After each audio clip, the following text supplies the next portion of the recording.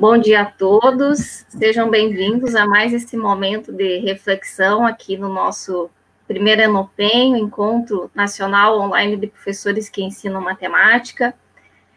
Estou aqui ao lado do professor Dr. Cássio Cristiano Giordano. Vamos para mais esta palestra. O professor Cássio, ele é formado em Psicologia pela Universidade Metodista, possui licenciatura em Ciências e Matemática pela Universidade de Ibirapuera, possui especialização em Matemática no ensino médio, especialização em Docência e Pesquisa no ensino superior, especialização em Novas Tecnologias no ensino da matemática, especialização em Ensino de Matemática, mestrado acadêmico em Educação Matemática e doutorado em Educação Matemática.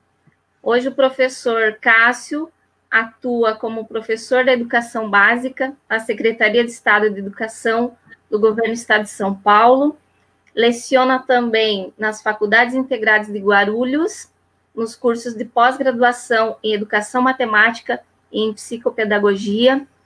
Está hoje aqui para conversar conosco. A palestra do professor Cássio é Projetos de Estatística na Prática de Professores de Matemática no Ensino Médio. E é com grande prazer, professor Cássio, que a gente recebe aqui para conversar conosco. Aos que estão aí nos escutando, por favor, façam os comentários. Eu estou aqui, vou cuidar, podem fazer perguntas, que ao final aqui da fala do professor Cássio, a gente vai ter um momento para a gente dialogar aqui com o professor, para tirar algumas dúvidas e também refletir sobre o assunto tão pertinente nos dias atuais, tá? Professor Cássio, está com você a palavra. Mais uma vez, seja muito bem-vindo aqui ao nosso evento. Muito obrigado, Miné. Agradeço as palavras. É um prazer enorme estar aqui hoje, participar desse evento, ao lado de pessoas que eu admiro, que eu gosto, ao lado de amigos, e falar de uma coisa que eu gosto, que tem norteado o meu trabalho acadêmico e também minhas práticas de sala de aula, que é a abordagem por meio de projetos. Então, a minha formação já foi comentada aqui. Eu comecei na psicologia, passei pela física, fui para matemática, hoje eu faço pedagogia, desde que eu me conheço por gente, nunca parei de estudar, uma coisa que eu adoro fazer. E também nunca parei de ensinar, sempre mantive um pé na sala de aula, eu leciono há 28 anos, e nesse momento eu leciono para os 3 segmentos, leciono para o ensino fundamental, ciências e tecnologia, tecnologia e inovação, perdão, é uma disciplina nova aqui do estado de São Paulo, da rede paulista, leciono matemática no ensino médio, e leciono nos cursos de psicopedagogia e educação matemática na pós-graduação da FIG, da Faculdade Integrada de Guarulhos. Abordagem com projetos é uma prática que eu tenho, uma metodologia de ensino que eu tenho adotado nas minhas aulas em educação estatística, em educação probabilística, em educação financeira também há bastante tempo, e às vezes até em outras áreas da matemática. E como o tema do nosso evento aqui é a BNCC, eu vou falar disso, vou falar das competências, das habilidades da BNCC. No começo eu vou comentar algumas das competências e habilidades, para atrelar isso às nossas práticas, né? E no segundo momento eu vou falar como é que está sendo trabalhar com projetos, sobretudo nesse contexto de pandemia. Então, para justificar essa abordagem, eu vou começar apresentando algumas das competências. Nós temos aí as 10 competências gerais da BNCC, que estão logo no início do documento. Depois nós temos 8 competências do ensino fundamental, que o professor Márcio tem trabalhado bastante nas lives dele, pelo YouTube. E as 5 competências do ensino médio. Meu objetivo hoje é falar, sobretudo, de ensino médio, mas primeiramente eu vou começar com as competências gerais. A competência de número 2 fala em exercitar a curiosidade intelectual e recorrer à abordagem própria das ciências para investigar as causas, testar hipóteses com base nos conhecimentos das diferentes áreas. Então, logo de cara, logo na página 9, a BNCC convida o aluno a fazer pesquisa. Isso é uma coisa muito importante. Então, a gente vai ter palestras ao longo desse evento que falam de modelagem, que falam de gamificação, que falam de resolução de problemas, da abordagem para o projeto. As metodologias ativas, elas vêm forte da BNCC e colocam o aluno na condição de protagonista na produção do conhecimento. A competência número 5 fala em compreender, utilizar e criar tecnologias digitais de informação e comunicação de forma crítica, comunicando, acessando e disseminando informações para produzir conhecimento. Então, na era da pós-verdade, na era também das fake news, nunca foi tão importante embasar a opinião, embasar nossas posições e fazer nossas escolhas baseadas em informações confiáveis. E, para isso, o letramento estatístico é fundamental. Também vou falar um pouco depois do letramento estatístico. Valorizar a diversidade de saberes, fazer escolhas alinhadas ao exercício da cidadania e ao seu próprio projeto de vida. Eu não sei como é que está nos outros estados, mas aqui em São Paulo, na rede estadual de São Paulo, foi criada uma disciplina chamada Projeto de Vida, que busca conscientizar o aluno da necessidade que ele tem de fazer escolhas ao longo da sua vida que repercutem em melhoria da sua vida pessoal, da vida do seu grupo social, da sociedade de modo global e do planeta, que está ameaçado por tantas questões ambientais que nós temos acompanhado com alguma apreensão, né? Eu vejo aqui a estatística, particularmente, como um campo do conhecimento, uma ciência capaz de construir pontes. Um currículo que tem essa fragmentação das disciplinas e onde as competências são tão pulverizadas nas habilidades, nós temos centenas de habilidades, a estatística ela pode vir ao encontro desse interesse em servir de interlocutor entre as diferentes áreas, os diferentes saberes. E depois, quando eu falar de projetos, uma coisa que eu acho que é fundamental, o professor de estatística, de matemática, ao trabalhar com estatística, sempre tem que trabalhar com parcerias. Ninguém faz um bom trabalho com projetos sozinho. A competência 7 fala em argumentar com base em fatos, dados e informações confiáveis, formular e negociar, defender ideias. Então, é fundamental que o aluno entenda como é que se produz o conhecimento científico para que ele tenha uma clareza do que é um conhecimento confiável, para que ele tenha uma condição melhor de questionar a origem do conhecimento. A gente fala, quando vai trabalhar gráficos estatísticos, né, na perspectiva de Kurzweil, de trabalhar os dados, trabalhar entre os dados, trabalhar por trás dos dados e para além dos dados. É necessário também conhecer a intencionalidade que existe por trás das informações, como elas são geradas e como, eventualmente, elas são manipuladas. Exercitar a empatia, o diálogo, a resolução de conflitos e a cooperação. Em estatística, na abordagem por meio de projetos, nem o professor deve trabalhar sozinho, nem tampouco o aluno.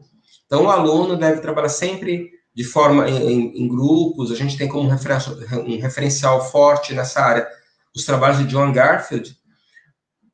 Sempre trabalhar em pequenos grupos, e aí é necessário que o aluno saiba trabalhar em equipe, saiba trabalhar com diferentes opiniões, diferentes pontos de vista, tenha empatia. E uma outra coisa que vem forte na BNCC são as competências socioemocionais. Não dá para trabalhar a estatística apenas na perspectiva matemática. É necessário trabalhar algo que vai além do cognitivo também, que envolva outras áreas, aspectos cognitivos, mas que envolvam também aspectos disposicionais, afetivos, emocionais. Segundo a BNCC, a escola deve favorecer a atribuição de sentido às aprendizagens, por sua vinculação aos desafios da realidade e pela explicitação dos contextos. Então, Moore fala isso, Carmen Bataneiro reforça, Celso Campos aqui no Brasil também, que a estatística é a ciência dos números em contexto. Sem os contextos, a estatística não é nada, ela não faz sentido.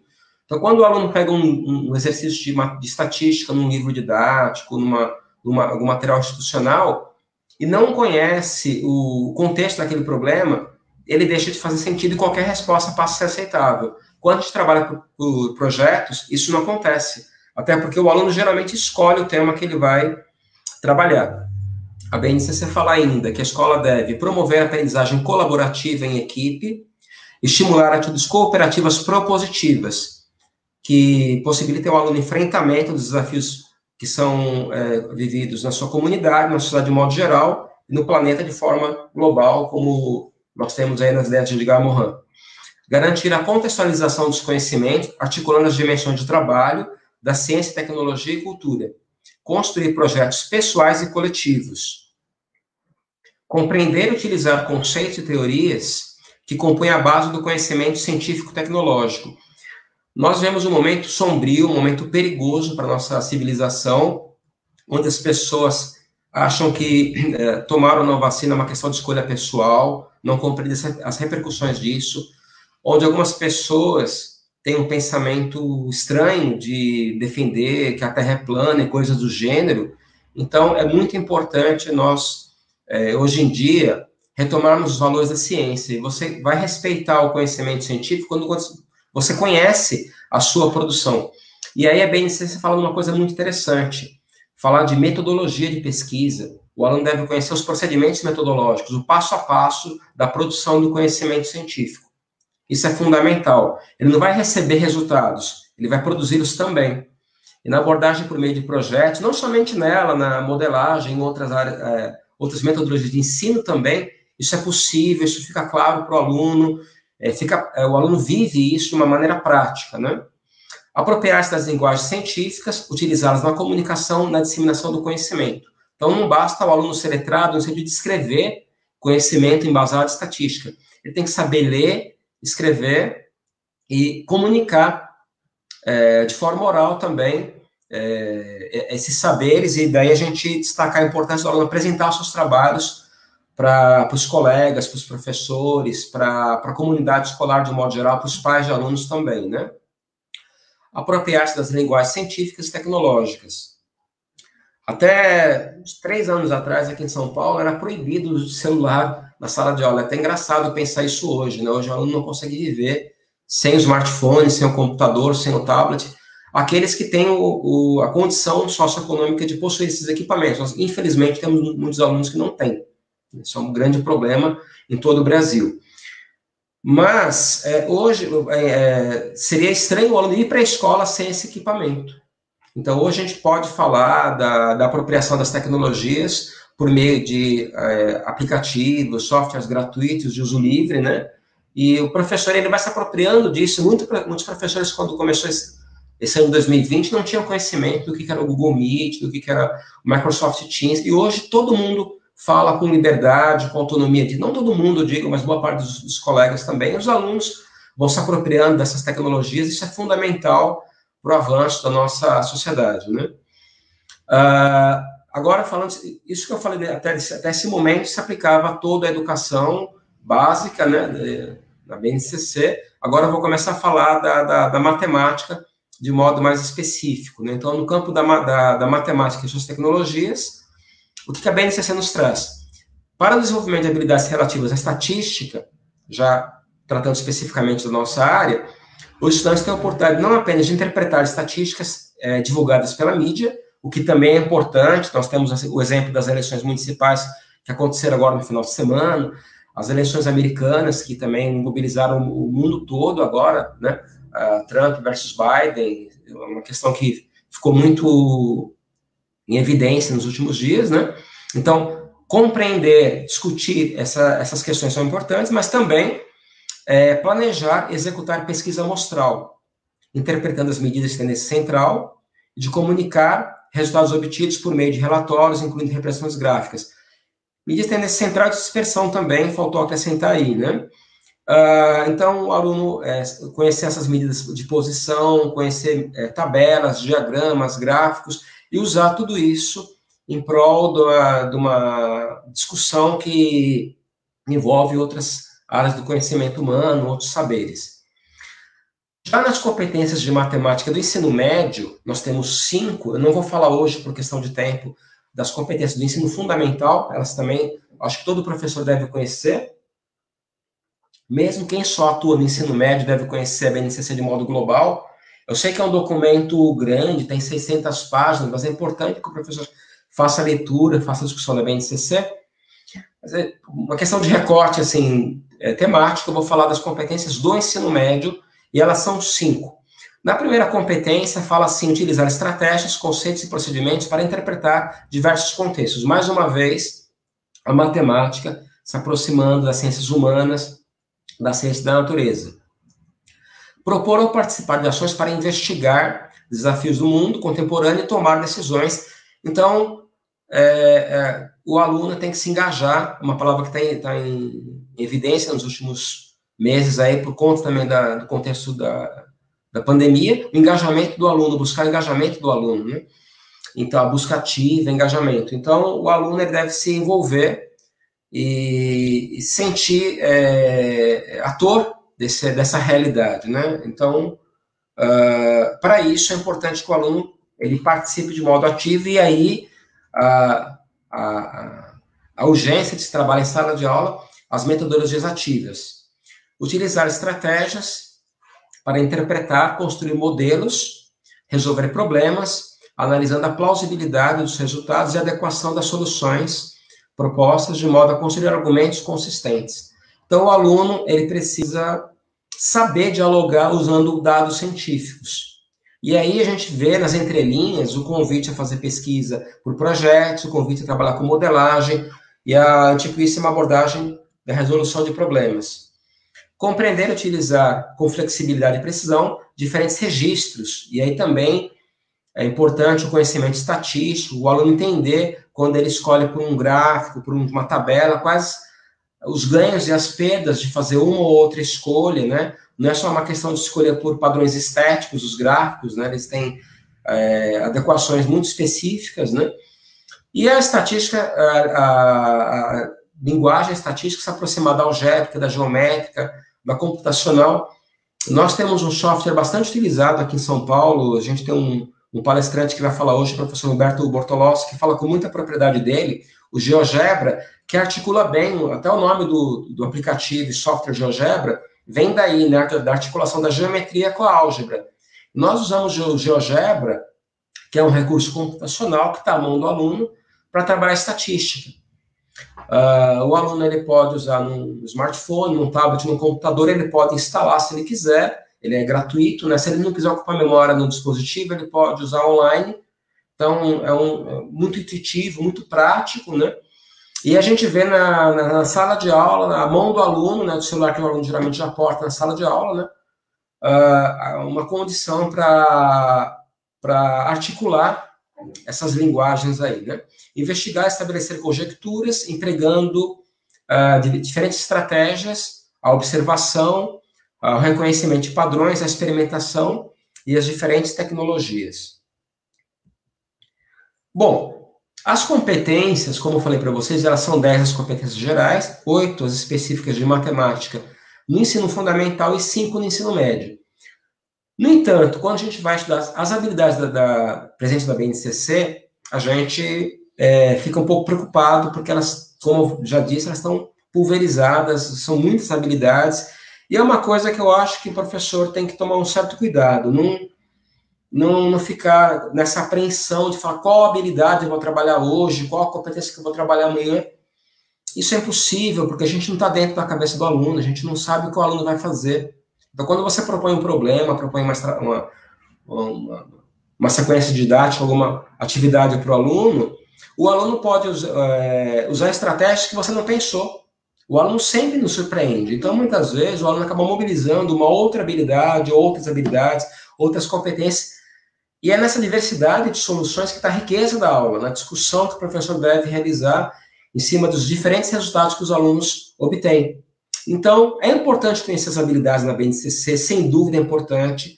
É importante planejar as suas aulas tendo em vista as habilidades, mas não ficar preso, acorrentado a elas, né?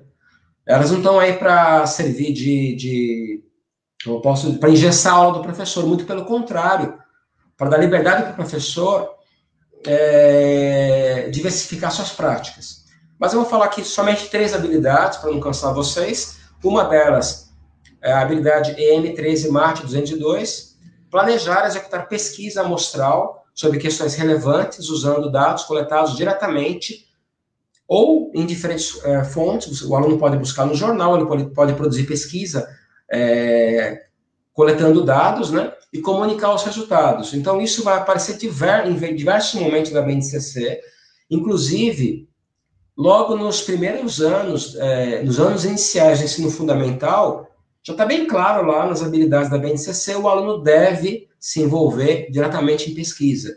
Mesmo que o livro traga um banco de dados, mesmo que você tenha acesso a diferentes mídias, aos jornais, é importante que o aluno participe desse processo de coletar dados. Resolver elaborar problemas em diferentes contextos que envolvam o cálculo, aí, na estatística, cálculo das medidas tendência central, de dispersão, tudo mais, e na interpretação dessas medidas.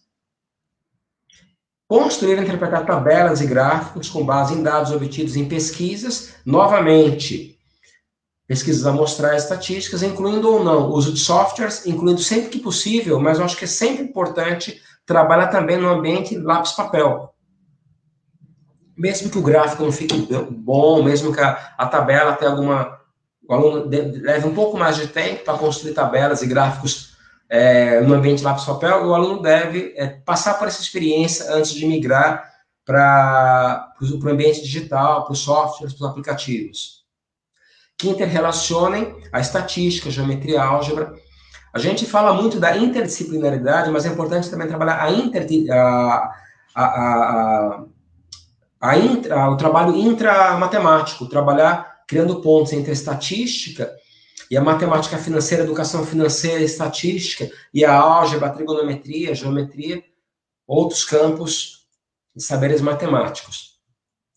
Pois bem, em relação aos PCNs, a BNCC traz algumas mudanças. Traz mudanças que eu considero muito importantes. Em primeiro lugar, ela amplia o espaço de cada estatística e probabilidade. E a combinatória também. Um campo que a gente chama de estocástica. Então, os conhecimentos estocásticos são trabalhados não desde os anos iniciais, eu diria desde a educação infantil, ou mais além, inclusive. E aqui no estado de São Paulo, por exemplo, no ensino médio, nós tínhamos o mínimo espaço possível dedicado a estatística e probabilidade. Era um único bimestre, geralmente no final do segundo ano do ensino médio, e um único bimestre, geralmente o quarto bimestre do terceiro ano, dedicado à estocástica. Agora não. Agora ela vem desde os anos iniciais e o aluno ele chega já no terceiro ano, já no ensino médio, no final do ensino médio, já com a prática de fazer pesquisa. Então, a gente já pode ousar trabalhar em sala de aula a estatística inferencial, não se limitar à estatística descritiva, coisa que é comum em outros países da Europa, principalmente, né? Valorizar a diversificação do estudo de gráficos estatísticos. Então, nós vemos na BNCC menção direta ao gráfico de ramo e folhas, ao box plot, a gráficos que antes não apareciam nos documentos oficiais. A introdução da abordagem frequentista em probabilidade. Estatística e probabilidade sempre caminharam juntas. É um crime você separar essas disciplinas. No currículo paulista, por exemplo, elas eram ministradas em anos diferentes, inclusive, não é? Agora não mais. E nós trabalhávamos pelos PCNs o modelo clássico, o modelo laplaciano de probabilidade. É importante que o aluno participe de experimentos probabilísticos e trabalhe essa abordagem frequentista. Isso já está presente na BNCC, inclusive no ensino fundamental. A orientação da produção de pesquisa, já falei disso, né? O incentivo às metodologias ativas também, das quais a gente destaca hoje, nessa palestra, a abordagem baseada em projetos, a aproximação da estatística com outras áreas, uma que eu acho importantíssima, é a educação financeira. Agora há pouco estava ouvindo a palestra do professor Marco Aurélio Kisterman, e uma pessoa perguntou para ele se ele julgava interessante que fosse criado na escola uma disciplina, como foi criada aqui em São Paulo, a disciplina Projeto de Vida, a disciplina Tecnologia e Inovação, se fosse criada uma disciplina para educação financeira. E, curiosamente, ele disse que não, né? E eu concordo com ele nesse ponto. Ele falou, a educação financeira tem que se aproximar de outras áreas, ela tem que ser trabalhada não somente na matemática, mas também em sociologia, em filosofia, em história, geografia, língua portuguesa, artes. Então, a educação financeira permeia toda a BNCC. E ela tem uma conexão direta com probabilidade estatística, né? Então, nós temos excelentes trabalhos na universidade onde ele atua, a Federal de Juiz de Fora, na PUC São Paulo também, os trabalhos excelentes que a Celeda Coutinho e Celso Campos têm desenvolvido, né? A Celeda, que vai apresentar amanhã aqui também no Enopen. E, finalmente, o destaque para as competências socioemocionais. Não se trabalha estatística somente com aspectos cognitivos. A minha pesquisa de doutorado, ela privilegia uma perspectiva cognitivista, a gente não pode perder de vista os aspectos socioemocionais. Quando a gente fala em educação estatística, nós temos um tripé de apoio para a educação estatística formado pelo raciocínio estatístico, o pensamento estatístico e o letramento estatístico. Os trabalhos que eu desenvolvo estão mais associados ao letramento. E no letramento estatístico, um modelo que nós adotamos, que é amplamente adotado aqui no Brasil e lá fora, é o modelo proposto por Gall. O Gall tem um modelo clássico, depois eu coloco isso nas referências no final da palestra, que foi renovado em 2019, de letramento estatístico, e um modelo de letramento probabilístico, um pouco próximo deste também, publicado em 2005. Eu convido a todos a conhecer. Nesse modelo de letramento estatístico, o Gall fala de dois grandes campos de componentes importantes. Os componentes cognitivos e os componentes, alguns traduzem como disposicionais, componentes de disposição ou componentes afetivos. Nos cognitivos, para o aluno trabalhar estatística, primeiramente, para ter letramento estatístico, tem que ter letramento na sua língua materna. Então, eu trabalhei por muito tempo, eu estava agora há pouco vendo também a live da Divonete. É fundamental que a gente trabalhe próximo à língua portuguesa. Eu tive a oportunidade, o prazer de trabalhar com uma professora de língua portuguesa na minha escola, a professora Roberta. Nós trabalhamos aulas compartilhadas, nós juntávamos 2 até 3 salas e trabalhar matemática e estatística e literatura junto. A literatura associada à estatística, associada à probabilidade e associada à educação financeira. Então, o letramento, de modo geral, ele permeia toda a educação. Então, essa conexão entre língua portuguesa, que o Nilson José Machado, que o Jacques Fuchs, tantos autores aqui, que a Katia Smolly faz, é muito importante, né? Então, o letramento da língua materna. O conhecimento matemático, sem dúvida, a disciplina de estatística ensinada, a estatística é uma ciência autônoma, mas ela é ensinada por matemáticos no ensino, na educação básica, né? Então, o conhecimento matemático, muitas vezes, acaba ganhando um espaço até maior do que deveria. Ele é importante, ele é fundamental, mas o professor não pode se limitar a ele. Mas é claro que sem conhecimento matemático você não vai compreender a estatística. O conhecimento específico da estatística, o conhecimento do contexto que o aluno vai pesquisar, e é importante pesquisar assuntos, temas do interesse do aluno. Não é legal você fazer pesquisa para saber qual a cor de camisa que o aluno prefere, qual a fruta que ele prefere, qual a sobremesa que ele... Isso, você pode começar a trabalhar a estatística por esse caminho, mas na medida que os alunos vão amadurecendo, e sobretudo no ensino médio, você tem que abordar questões mais relevantes para a nossa sociedade, e questões que são do interesse do aluno. E, finalmente, a competência para elaborar questões críticas. Desde o começo, desde a escolha do tema, o aluno, quando ele escolhe um tema, ele tem que justificar porque aquele tema é relevante para a pesquisa. A elaboração da questão de pesquisa, os objetivos, a construção do instrumento de coleta de dados, até o final do trabalho, a análise que o aluno faz, a divulgação dos resultados, a capacidade de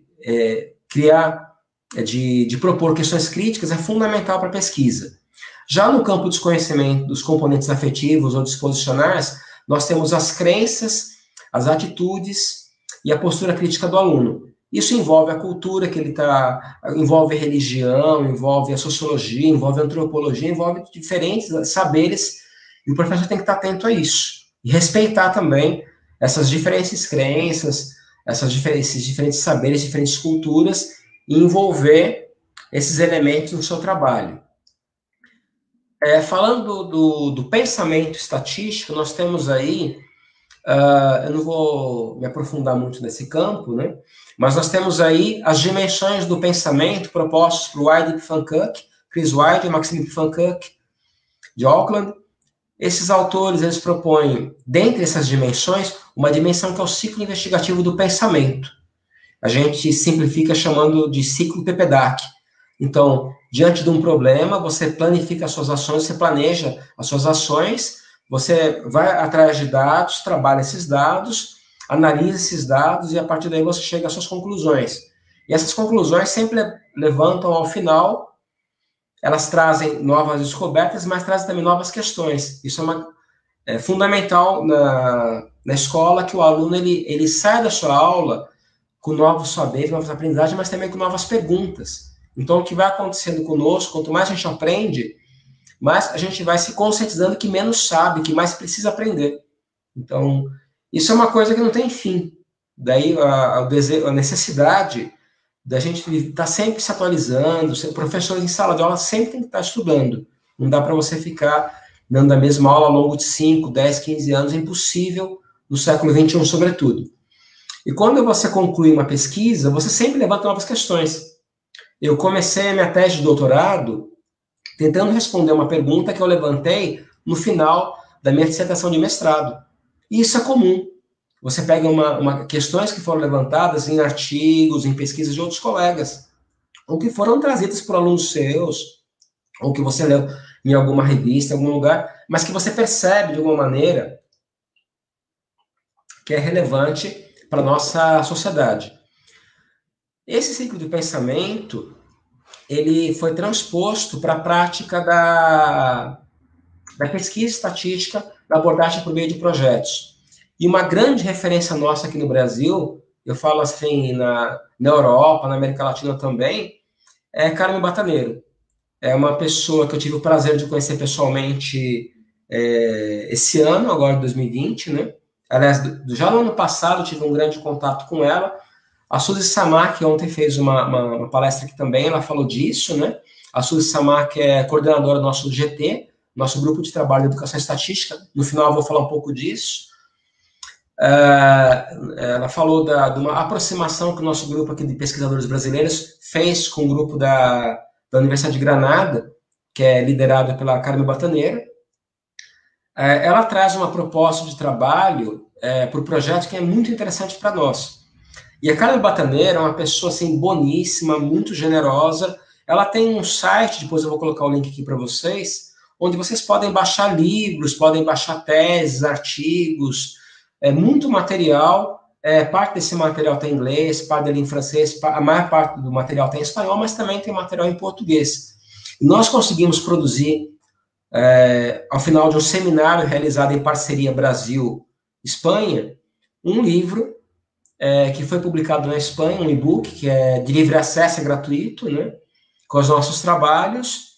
E o Celso Campos aqui no Brasil, junto com a Luciane Velasquez, publicou também alguns trabalhos estão em espanhol, mas a maior parte deles está em português. E esse livro que o Celso publicou aqui no Brasil também é de livre acesso, aberto, vocês podem baixar, né, em diversos lugares.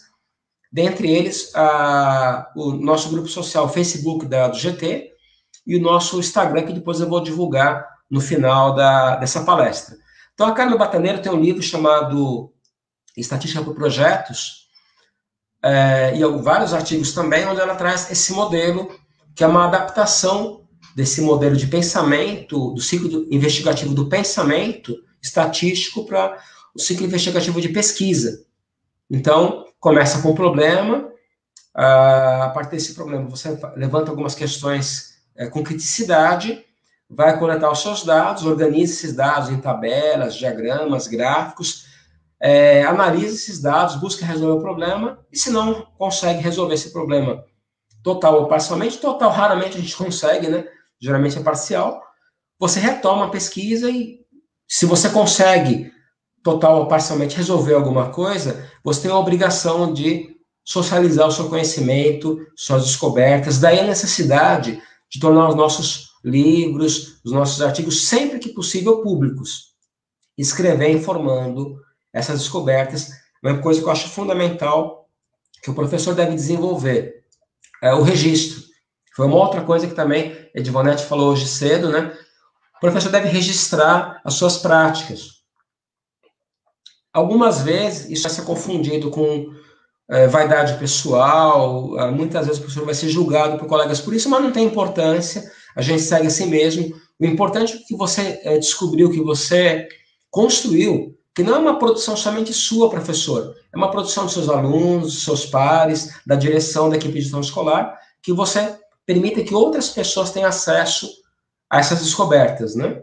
Aqui no Brasil, vários autores trabalham com essa perspectiva de projetos, né? Depois eu vou falar de alguns deles. A Carmen Dias é filha da Carmen Bataneiro, aliás, é uma família iluminada, né? A Carmen Bataneiro é uma pescadora renomada, ela é casada com o Juan Godino, que é um dos maiores autores do Enfoque Ontosemiótico. Ele foi convidado pelo nosso grupo para dar uma palestra, fazer uma conferência aqui também.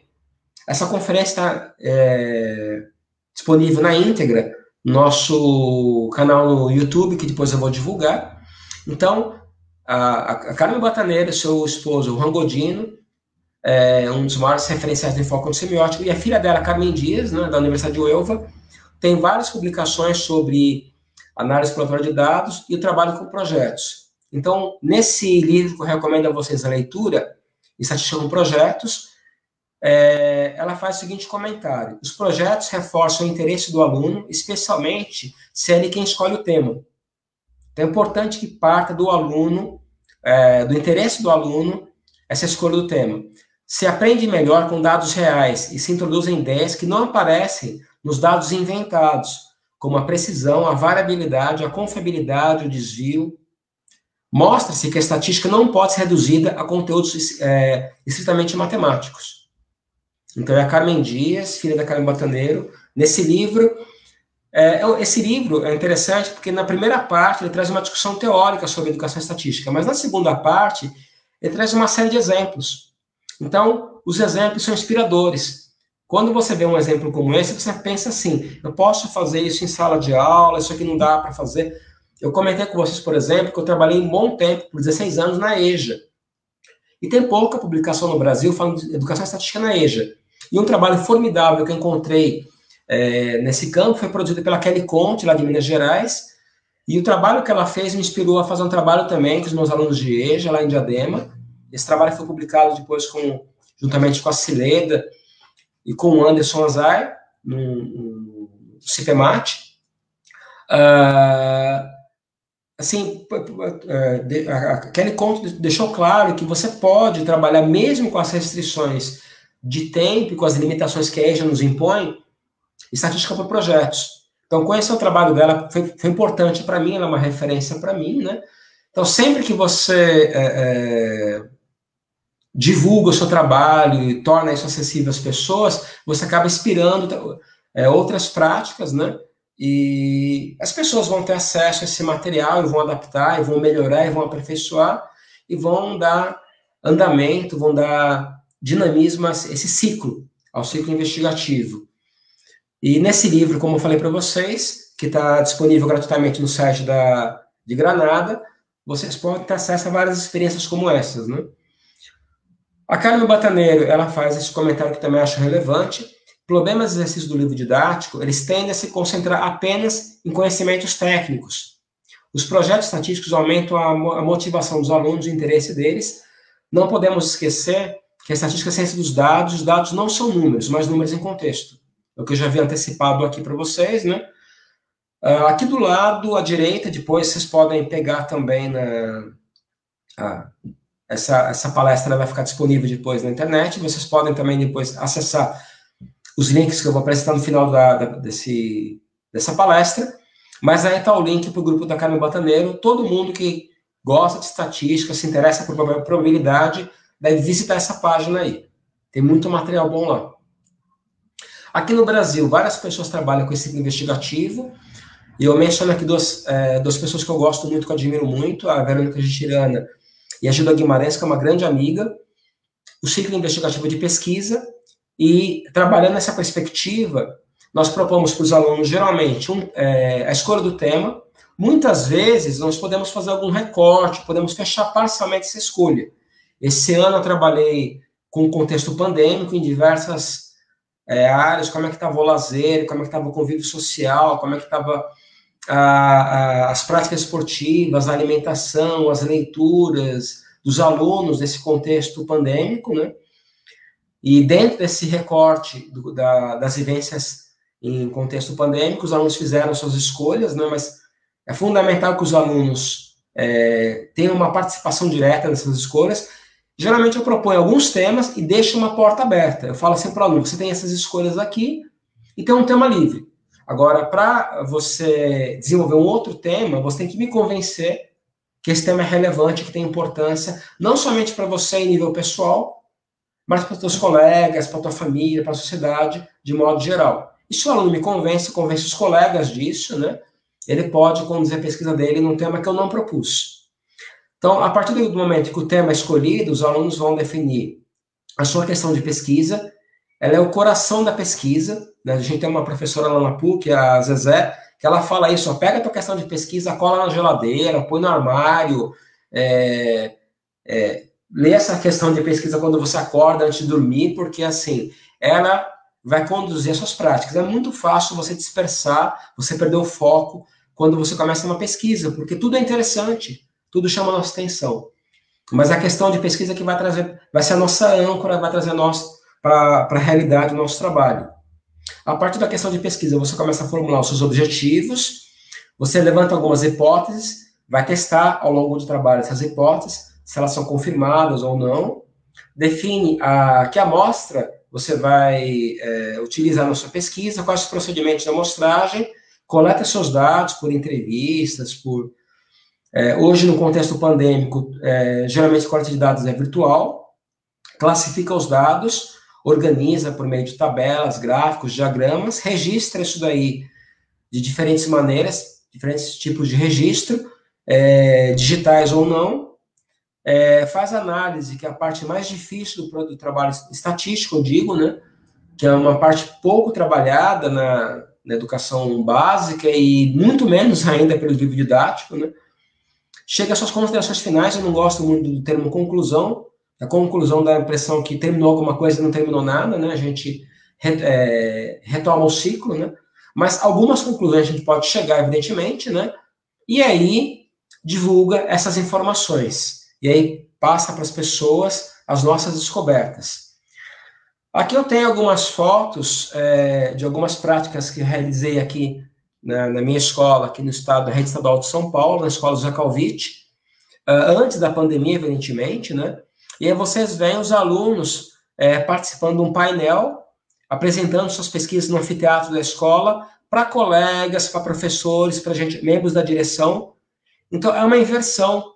É legal você ver assim, o aluno explicando para o professor o que ele fez, o que ele descobriu. E uma coisa importante, aí no centro, bem nessa foto do meio aí, do quadro, eu com a minha colega minha amiga, Roberta, de língua portuguesa, nós trabalhamos muito a aula compartilhada em língua portuguesa e matemática.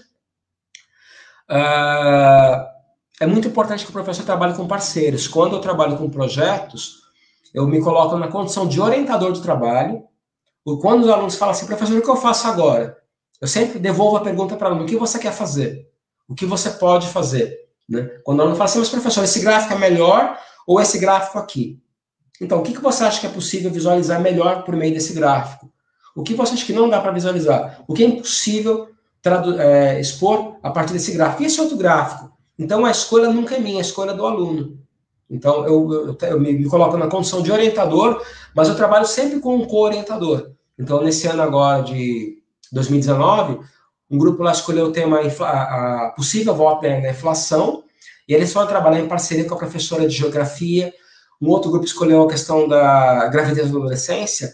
A co-orientadora do trabalho foi a professora de biologia. Então, a presença da mulher nos esportes, a co-orientadora foi a professora de educação física. Então, a Diana, a Elisana, a Maíra ajudaram os alunos a fazer essa pesquisa. Muitas vezes, o professor se envolve tanto que ele participa até da coleta de dados, ele é entrevistado. Teve uma professora na minha escola que chegou a aplicar um instrumento de coleta criado pelos alunos da nossa escola na universidade que ela atuava, né? Então, você acaba envolvendo os demais professores, né? Eles também se sentem autores da pesquisa e, quando eles participam de uma pesquisa, eles ficam interessados em saber qual foram os resultados finais desse trabalho. Quando a gente vai para a divulgação dos resultados, eles estão presentes lá, eles perguntam, eles argumentam também. Eles querem saber o que os outros grupos fizeram, né, no trabalho. E uma coisa que nós fazemos nessa escola também é apresentar o trabalho para outras turmas. Então, aí nessa situação das fotos aí, os alunos do terceiro ano estavam expondo os alunos do ensino médio do segundo ano, do primeiro ano, mas também para alunos do ensino fundamental. E os alunos do ensino fundamental estavam registrando os trabalhos, eles faziam perguntas, eles entregaram depois um relatório as pesquisas que mais interessaram eles, quais eram as questões de pesquisa, se eles entenderam os objetivos, se as conclusões que aqueles grupos chegaram com aquelas pesquisas iam em conta das expectativas deles, se tinha alguma coisa que eles viram que o grupo que apresentou não viu, entendeu? Então, em alguns momentos, nessas fotos, por exemplo, na terceira linha, na foto do meio, você vê umas rodas assim. Eu não aproximei muito a câmera, mas se você olhasse mais próximo, você vê os alunos registrando, discutindo as pesquisas que eles leram. Então, quem não produziu pesquisa vai começar a viver esse ambiente de produção de conhecimento científico, convivendo com colegas que fizeram pesquisa. E quando esse aluno chegar lá na ponta, lá no final do ensino médio, ele vai ter uma condição melhor de fazer a sua pesquisa. Agora, isso nós fazíamos até o ano passado. Porque até o ano passado, em São Paulo, a estatística, no ensino médio, pelo menos, a estatística estava limitada a um bimestre no terceiro ano. Agora, não. Agora, com a BNCC, a pesquisa estatística está presente em todas as séries, desde os primeiros anos do ensino fundamental. Então, isso que eu estava fazendo nesse momento, não tem mais sentido levar alunos de outros anos a assistir a apresentação do terceiro ano. Agora, o que faz sentido? Todo mundo apresentar em diferentes momentos. Então, agora, o aluno de terceiro ano, ele também vai assistir a apresentação dos alunos do ensino fundamental, dos anos iniciais. Então, agora, esse intercâmbio vai ser muito mais rico. Entendeu?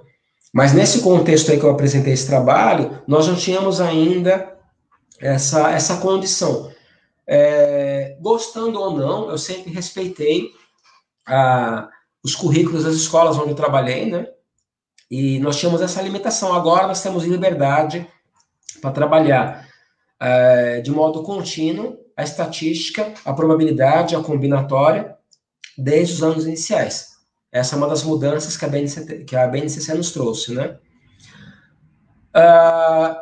E aí, para trabalhar essas novas tecnologias, nós temos, até o começo de 2020, o professor podia ainda se recusar a trabalhá-las, né? Eu convivi com professores que eram entusiastas do uso do celular na sala de aula, do smartphone, e professores que acreditavam que ele mais atrapalhava do que ajudava, certo? Hoje não tem como você não trabalhar com esses recursos, não é? No contexto pandêmico. Então, em 2020, nessa situação que nós temos vivido agora, e que eu, infelizmente, acredito que nós vamos viver por algum tempo, infelizmente, nós estamos vendo na Europa, nos Estados Unidos, uma segunda onda de transmissão da Covid-19. Então, eu imagino que a gente vai terminar 2020 e vai começar 2021 nesse ambiente de aula de ensino remoto, né? É fundamental a gente se apropriar dessas tecnologias. Então, ao longo do trabalho, eu participei com os meus alunos de grupos de WhatsApp. Eu já tinha contato com vários alunos isoladamente. O que nós fizemos agora foram turmas inteiras conectadas por grupos de WhatsApp. O Twitter também contribuindo para essa comunicação, né? O Facebook menos, porque o Facebook é uma coisa antiga. Os alunos consideram o Facebook coisa de gente velha, coisa de gente da minha geração, né? Eles usam um pouco o Facebook, né? Mas também é uma possibilidade, né? Os alunos assistem muitas coisas pelo Facebook, eles interagem em termos de comunicação pouco, até porque eles acham que é uma coisa dos pais deles, né? Mas, enfim, o e-mail que foi retomado é uma coisa engraçada. Aqui em São Paulo, os alunos acessavam um canal chamado Centro de Mídias com e-mail institucional, o e-mail da Secretaria de Educação. E vários alunos não tinham e-mail, e alguns alunos não sequer sabiam o que era e-mail, porque é uma coisa mais antiga ainda que o Facebook, né? Mas o e-mail foi muito importante para nós, o aluno, para assistir a minha aula no Google Meet, para usar o aplicativo da Secretaria de Educação, tinha que ter um Gmail, né? Então, as aulas que eu ministrei para os meus alunos, eu tive 2 momentos de aulas onde eu discutia os assuntos que foram trazidos, estavam no livro didático, nas aulas virtuais que o Centro de Mídias de São Paulo propôs, E também acrescentava conteúdos. Em outros momentos, eu tinha plantões de dúvidas. Então, os alunos tinham 2 horários comigo. Um horário de aula mais tradicional, e um momento em que os alunos, eu ficava só para tirar as dúvidas, para discutir com os alunos os seus projetos. Então, para trabalhar essa ideia de orientação de pesquisa. Então, um grupo falava, a gente fez esse questionário, que você acha dessas perguntas, a gente não está conseguindo organizar esses dados, como é que a gente pode fazer a tabela. Então, sempre primeiro eu ouço o que o aluno diz, o que o aluno já tentou, o que deu certo, o que não deu certo, e a partir daí eu falo, você tem essa escolha, essa possibilidade, qual é melhor? Você decide, a escolha é sua. Sempre devolvo para o aluno essa escolha, e ao final do trabalho eu sempre discuto com o aluno, você fez essa escolha, se você tivesse feito essa outra escolha, mas não na perspectiva de estar certo ou se está errado, de bater um carimbo, mas na perspectiva do aluno compreender que existem caminhos possíveis, outros caminhos são possíveis, né? Nós usamos o Skype, usamos o Zoom também. A Secretaria de Estado de São Paulo aqui criou salas de aula no Microsoft Teams. Então, todas as salas de aula presenciais que nós tínhamos, elas foram transportadas para o Teams, e aí o aluno podia usar, sem gastar os dados do aplicativo dele, né? E além desse espaço que foi criado pela Secretaria, na minha escola nós criamos um blog. Então, se o aluno tivesse alguma dificuldade em acessar pelo Microsoft Teams, ele podia usar o blog da Escola Jacalvite. Ali na segunda linha, na segunda foto, tem uma foto da fachada da minha escola, né? Uma escola pública do estado de São Paulo, né? Os alunos, para fazer essa pesquisa, eles elaboraram um instrumento de coleta de dados e coletaram os dados por meio do Google Forms.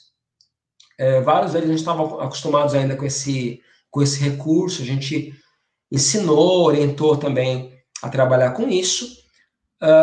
Embora eu não seja um grande apreciador do Excel, acho que pouca gente na minha área é. O Excel é muito acessível, é muito comum, acho que é a ferramenta, o software mais comum para as pessoas. Tem vários alunos preferidos. Eu sempre ofereço para o aluno algumas possibilidades, o Excel é uma delas, né? Nós temos preferência por outros programas, né? Pelo R, por outros programas. O GeoGebra é um programa bastante acessível e está à mão do aluno, ele é disponível no celular. Para estatística, a gente trabalha mais com o GeoGebra clássico, né? Mas o GeoGebra tem a versão 3D, tem a versão AR, realidade aumentada, que é muito interessante, é uma versão nova. As 3 versões são gratuitas, são disponíveis para o aluno facilmente, né? Nem precisa instalar, ele pode instalar ou não, ele pode usar online, né? Nós usamos também o Instagram, dá para você trabalhar a aula, vídeo. O aluno, até o ano passado, ele apresentava a sua pesquisa ou realizando um seminário, ou fazendo um painel, como a gente está acostumado nos eventos de educação matemática, como a gente viu nas fotos ali. Ou o aluno podia criar um blog, algum espaço assim, né? E agora, esse ano, eles vão vão apresentar os trabalhos deles por meio desses recursos. Então, eles vão disponibilizar as pesquisas deles no Instagram, no YouTube. Então, eu pretendo, ao final os projetos deles de 2020 ainda estão em andamento, né? Eu vou depois coletar essas pesquisas, a gente vai criar um canal no YouTube e vai disponibilizar para os demais colegas, para os pais, né, para a comunidade escolar, né, até para a gente de fora, quem quiser assistir os trabalhos deles, né. Então, aqui à direita embaixo, à esquerda embaixo, perdão, o Centro de Mídias, para quem não conhece, que é uma ferramenta criada pelo governo do estado de São Paulo. Lá nós temos videoaulas, nós temos também palestras, tem reuniões com professores, com membros da equipe de gestão escolar, formação de professores, tudo acontece no Centro de Mídias. O aluno pode acessar pelo celular, ele pode acessar pela TV digital, tem um canal de TV digital, ele pode acessar pelo Facebook, qualquer pessoa, inclusive de outro estado, pode assistir às aulas do Centro de Mídias, né? Está tudo ali disponível, né? Tem na página da secretaria a grade com a programação, para o aluno saber antes o que ele vai assistir, né? E ali também dá para você acompanhar qual vai ser o tema da aula e quais são as habilidades trabalhadas por meio daquela aula. Então, é muito prático, muito útil para o professor planejar suas aulas, organizar suas tarefas, né?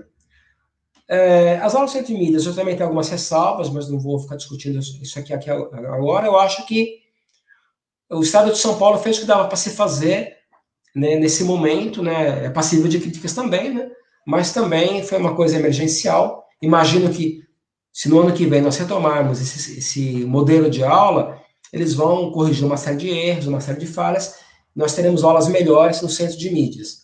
Para quem não conhece, eu convido a conhecer, vocês podem acessar pelo Facebook. Bom, esse aqui é o meu grupo de trabalho, é o grupo de ET12. Ontem a Suzy Samar falou do grupo, né? Hoje eu faço parte desse grupo, estou apresentando. Daqui a pouco o Berto Bortolossi também é do nosso grupo, ele vai apresentar. Mais tarde tem a Maureen Porciúncula. Amanhã tem a Celeda Coutinho, orientadora. E aí, tá lá a direita em cima, a penúltima pessoa, a Cileda, tá lá a direita embaixo, a última pessoa, a Suzy Samar, que apresentou ontem. À esquerda, em cima, começando a Marta, tá lá a Maureen. Ali embaixo, agachado no meio do grupo, tô eu. Então, é um grupo que eu considero uma família. Nós somos pessoas que têm de diferentes universidades, ligadas a diferentes programas de pesquisa, que produzem pesquisa em probabilidade, estatística, combinatória, e divulgamos nossas pesquisas sempre que possível por diversos canais. Ontem mesmo, a gente estava... me apropriando da apresentação. A Suzy estava apresentando, né? E ela falou do nosso grupo, e uma pessoa que estava assistindo, a Fabi, ela se interessou, ela falou comigo, e ela já entrou no grupo de WhatsApp do GT, já está lá dialogando conosco, né? É um grupo muito receptivo, né? Os coordenadores são a Suzy Samar, que eu falei para vocês, e o Ivanildo, que está de camisa azul ali em cima, né? Está em pé. Vocês podem acessar os conteúdos do GT12, publicações, palestras. Nós tivemos agora, na semana passada, por exemplo, uma palestra do Leandro e do Rafael sobre metodologias ativas, sobre gamificação especificamente, né? Muito interessante, né?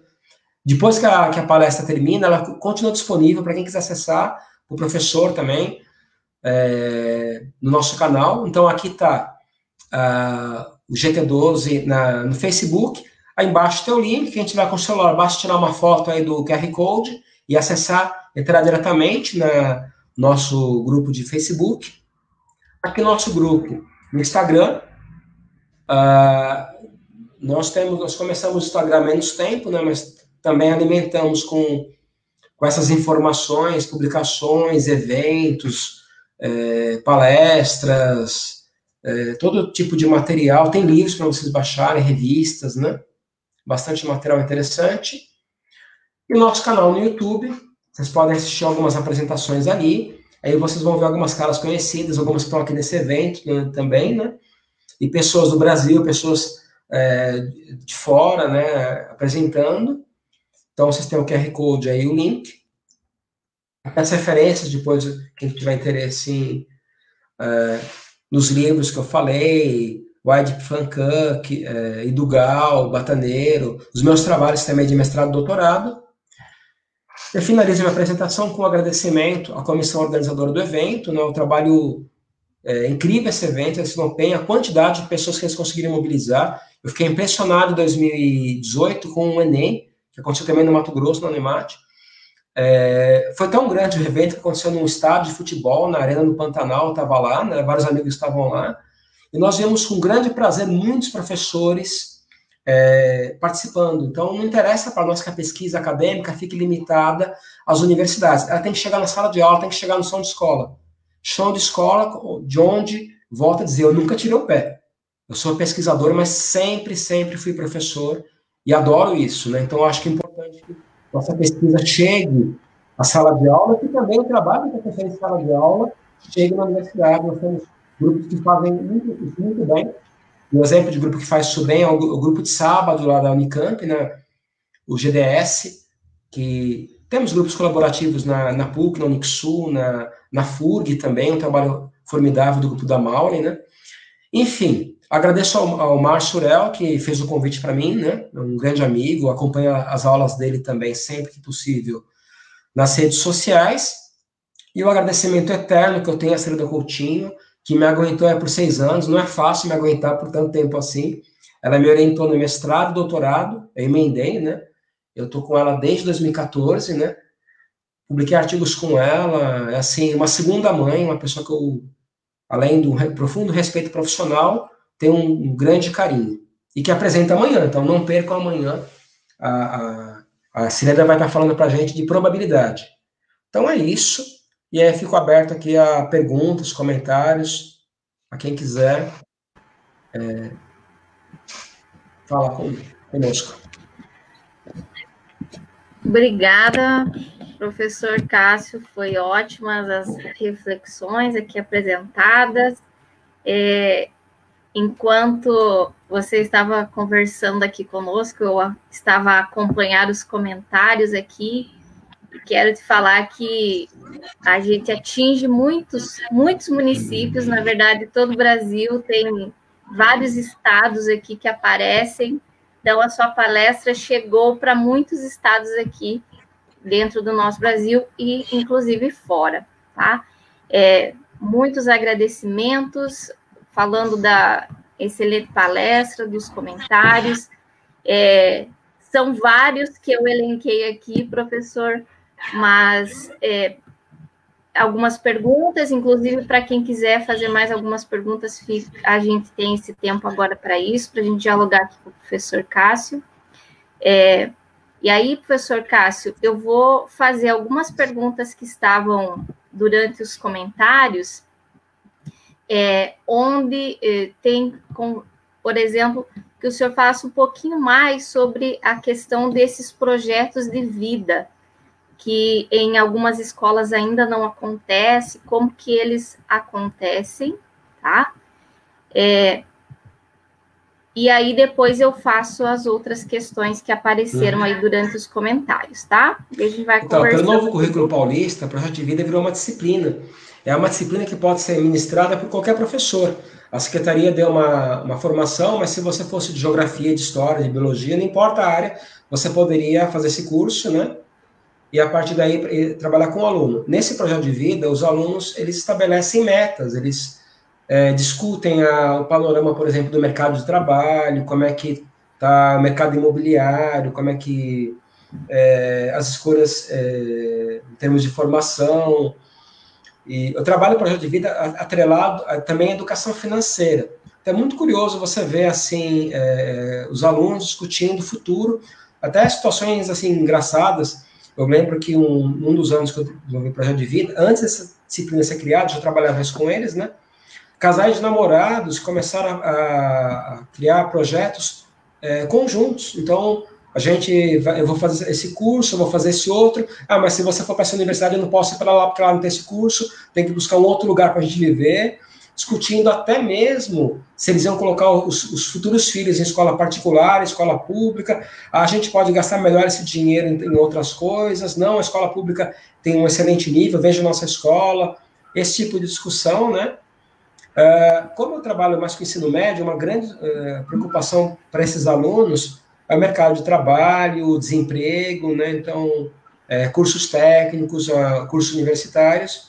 E aí eu sempre falo para o aluno, você vai tomar decisão, tem que tomar decisão baseada em dados, tem que se informar, tem que pesquisar como é que está a sua vida. E quando eu falo para o aluno de definir metas, definir objetivos, que também envolvem a educação financeira, eu falo, você tem que saber o que é importante para você. Então, antes de discutir valor financeiro, discutir valor de vida. Então, o aluno aí passa pelas competências socioemocionais, passa pela... E aí eu sou suspeito para falar, porque eu sou psicólogo também, adoro falar dessas questões, né? Então, os alunos, eles se abrem, eles falam de problemas comuns. Então, geralmente, quando o aluno na sala de aula ia falar da vida dele, a gente mandava o aluno ficar quieto, não, presta atenção na aula. Agora, ao contrário, não, fala mais da sua vida, a gente quer saber. Então, eu acho que essa ideia do trabalhar projeto de vida em sala de aula é uma ideia que vem para ficar. E os resultados que nós estamos encontrando aqui logo no começo da disciplina é formidável. E passa naturalmente pelo letramento. O letramento em todas as suas vertentes, letramento computacional, letramento cartográfico, estatístico, financeiro, né? Porque o aluno precisa saber se expressar, precisa saber se comunicar oralmente, se expressar na escrita, né? E a estatística, ela aparece de que maneira? A probabilidade, né? Quais as chances de arrumar emprego em tal área, quais as chances de tal investimento dar certo, né? Como é que está, se eu for escolher entre essa faculdade... Minha filha, por exemplo, quando ela foi escolher a universidade, nós gostaríamos que ela ficasse em São Paulo, próximo de nós, né? Era ainda menor de idade, né? Ela foi para o Mato Grosso do Sul, aliás, foi para o Mato Grosso, né? Para Barra do Garças, estudar. E para escolher essa universidade, o FMT, ela sondou, ela entrou em grupos sociais, dos estudantes de lá, e foi se informar. Então, ela tomou uma decisão acertada, agora está terminando o curso já, baseada em dados, baseada em informação.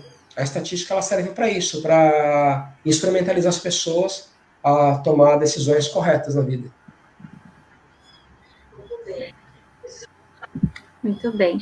Professor, deixa eu aproveitar aqui, teve bastante comentários acerca do trabalho, né, em projetos e o engajamento entre os professores para trabalhar esses projetos. E aí eu aproveito e trago aqui uma questão, até está aí aparecendo, da professora Conceição, como que você avalia a aversão dos professores da educação básica à estatística?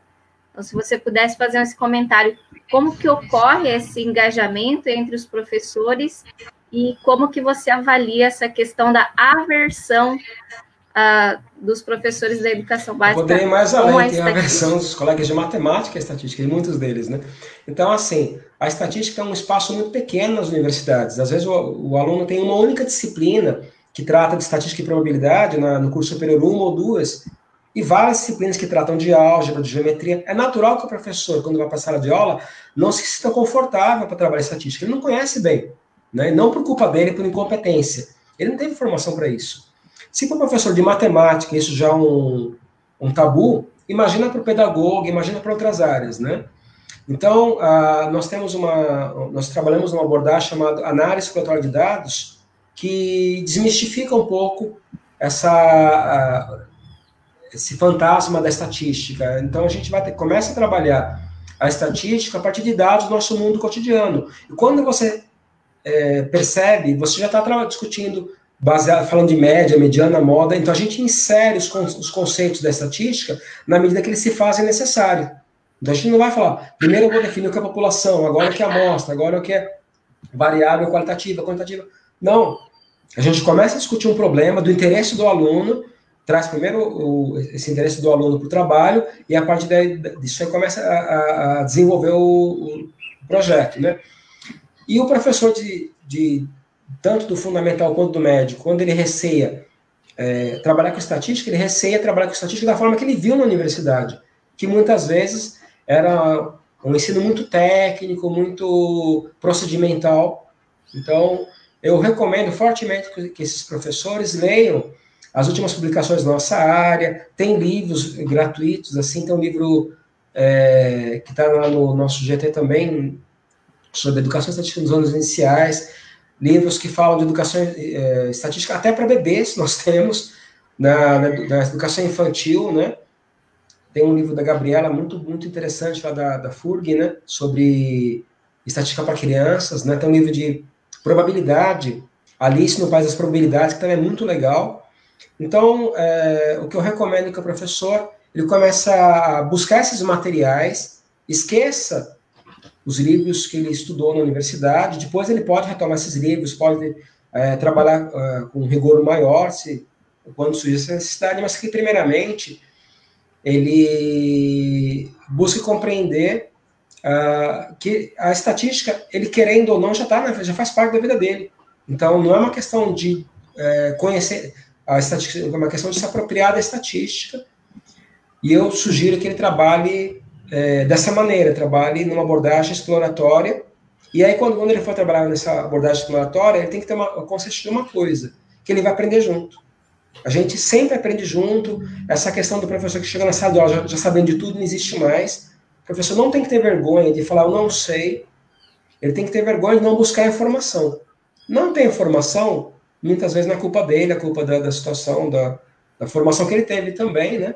E aí, quem está aqui assistindo essa palestra, mostra o quê? que é um professor que está buscando sempre conhecimento, buscando aprender mais, e é esse professor que interessa a nossa sociedade, o professor que está sempre em busca de novos saberes.